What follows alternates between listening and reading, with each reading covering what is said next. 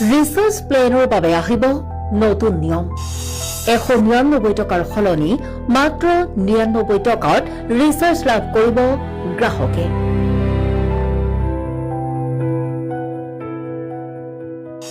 $349 টকাৰ ৰিচাৰ্জ লাভ কৰিব 199 টকা।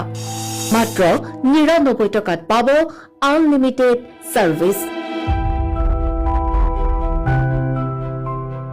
কেইদিনমান পূৰ্বে ৰাজ্যসভাত আপৰ সাংসদ ৰাঘৱ চাড্ডাৰে টেলিকম কোম্পানীক লৈ গুৰুত্বপূৰ্ণ দাবী কৰাৰ পিছতেই সংবাদ মাধ্যমত চৰ্চা চলিছিল এই বিষয়ক লৈ।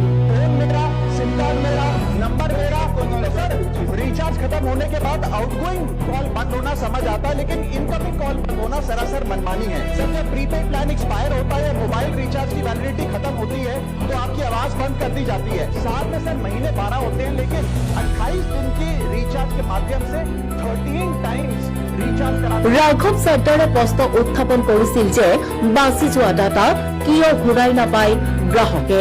लेकिन ये डेली की डेटा लिमिट जो होती है रात 12 बजे समाप्त हो जाती है जैसे ही दिन खत्म होता है, और ये अनयूज डेटा जो है ये फोरफिट हो जाता है। ये अगले दिन रोल ओवर या नेक्स्ट डे कैरी फॉरवर्ड नहीं होता है। कंज्यूमर से पैसा तो पूरे डेटा का लिया जाता है, लेकिन ये अनयूज डेटा जो बचा हुआ डेटा होता है ये एक्सपायर हो जाता है जैसे दिन समाप्त होता है। सर फर्ज करिए নিশা 12 বজাৰ পিছত ৰাহি হোৱা ডাটা কিয় কৰ্তন কৰা হয়? যদিহে কৰ্তন কৰা হয় কিয় গ্ৰাহকৰ পৰা ধন লয় টেলিকম কোম্পানীয়ে? সদনত ৰাঘৱ চাড্ডাৰৰ বক্তব্যৰ পিছতেই সিদ্ধান্ত টেলিকম কোম্পানীৰ। সদনত ৰাঘৱ চাড্ডাৰৰ বক্তব্যৰ পিছতেই এই সিদ্ধান্ত গ্ৰহণ কৰিছে এতিয়া কেন্দ্ৰীয় চৰকাৰে।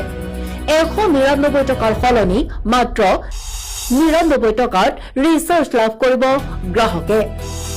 349 টকাৰ ৰিচাৰ্জ লাভ কৰিব মাত্ৰ 199 টকা। News desk report, news any.